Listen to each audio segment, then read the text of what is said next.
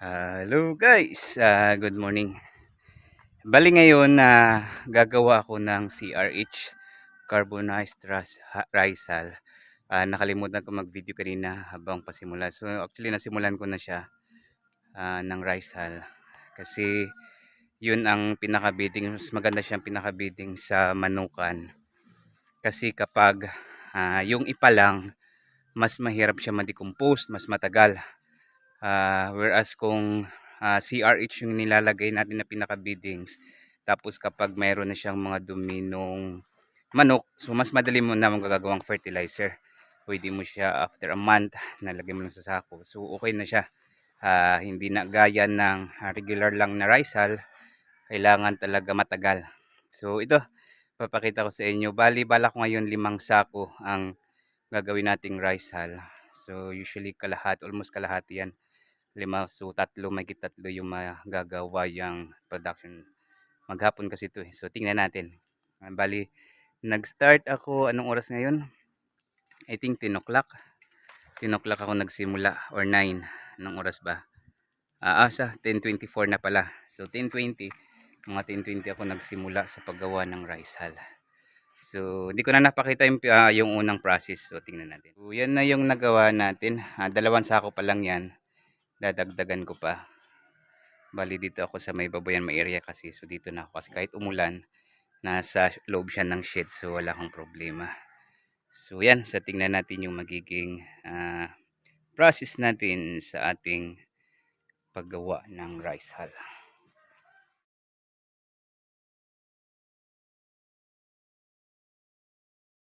So yun guys, so after more than 3 hours, 3 hours na siya na ganyan. Actually tingnan mo siya, lumalabas na yung bangirya niya. Bali, ayan o. So kailangan maubos hanggang lahat yan, dapat mag-itim siya. So kailangan lang siya lagi tatakpan yun hanggang sa maging itim na siya lahat. Yan ang gagawin dapat dyan. So update muna.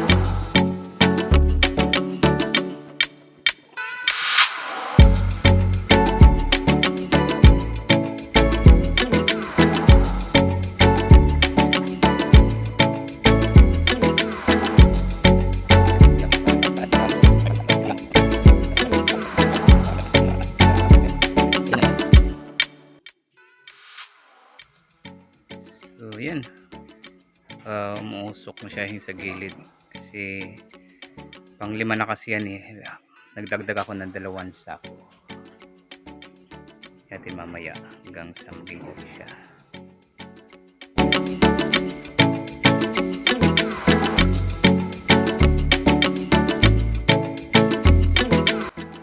So yan, medyo madilim na, 5:20 na.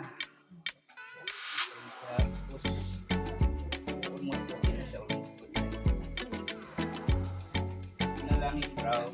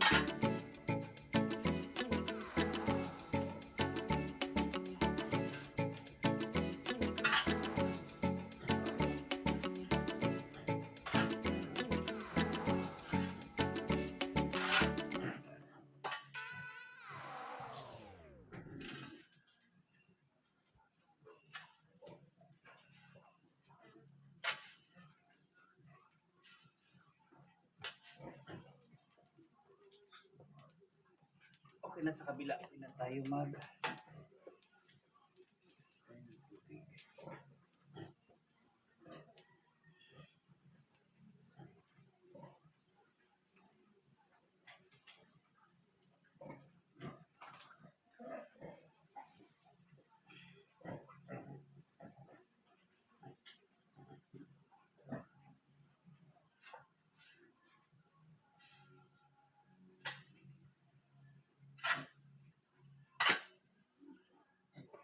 Jampol!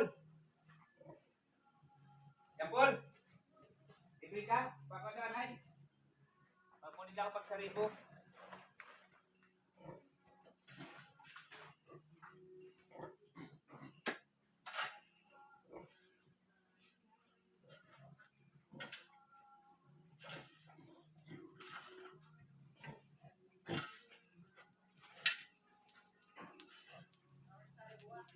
Adi ya.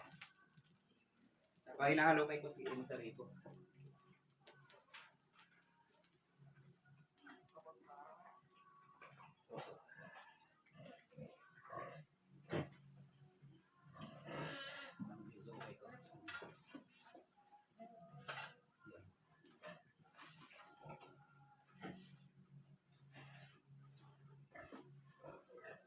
Ay lani nga to.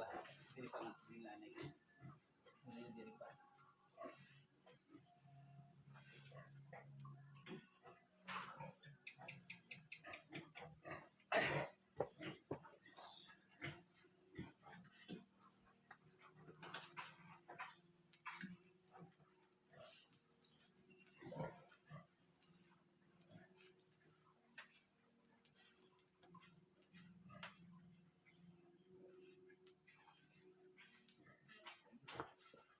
Adi seribu edit. Ubus.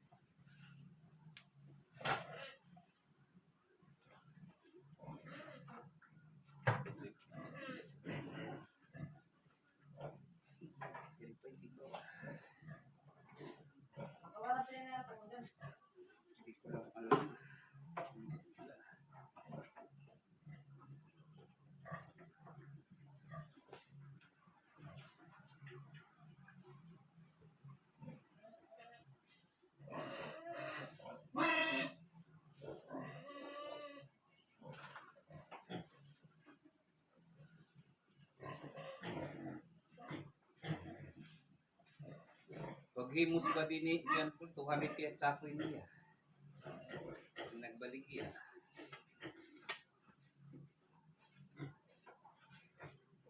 Hindi atong nakamit pag himus.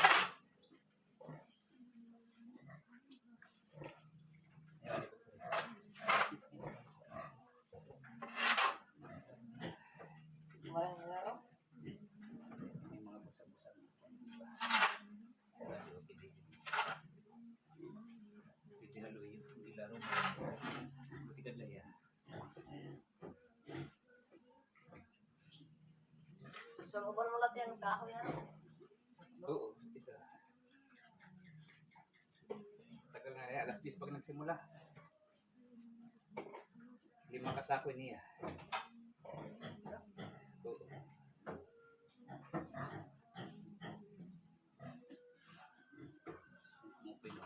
Dapat na rin ano mo po.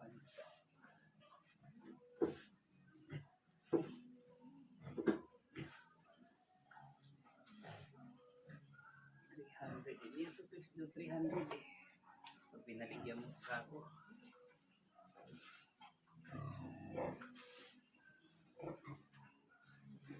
Binili ko ako ng 200 at kaya sa ako. Hindi man ako nila. Ngayon ito matulog. Ito liba matulog ka sa ako.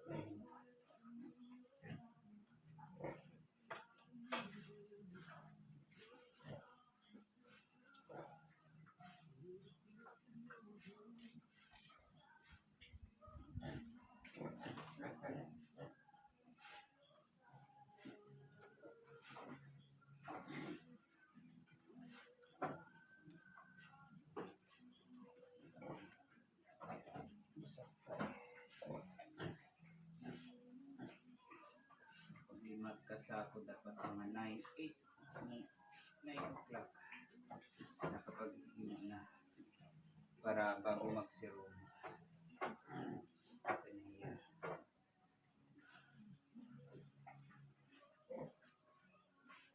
8 hours 8 hours lalabas ang kwan 5 sako.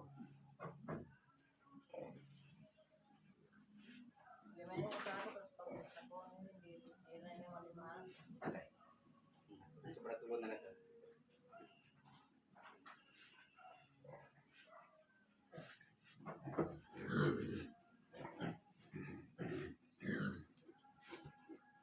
Maganda ako may pinakasukan may lata man ito na. Parang ang dami tingnan.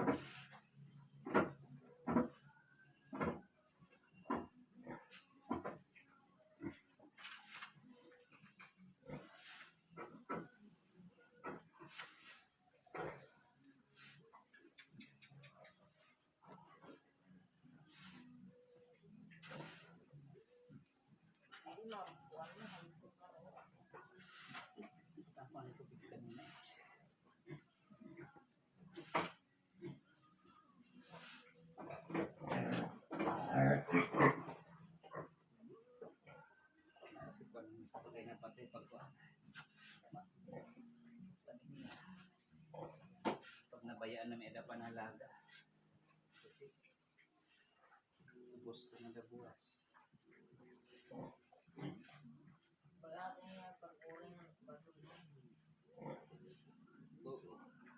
Pero ang bukod kinukuhaan man, di ba? Ito kasi natahuban nga ng kuwanla, yung iya mismo. Diba kasi tigban, ilang mo naman mo. Sakop man siya nagsisimula. Kasi dahil sa lata.